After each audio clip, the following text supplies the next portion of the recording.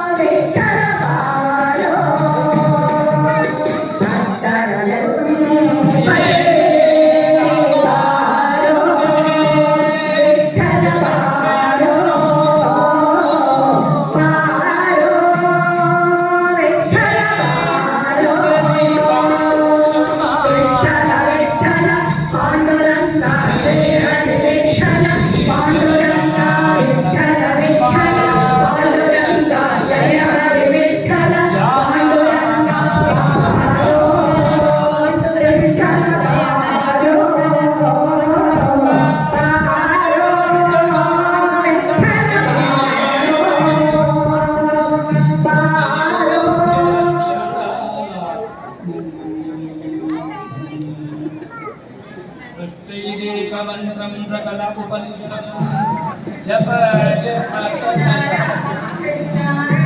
जन्म साफल्यमंत्रो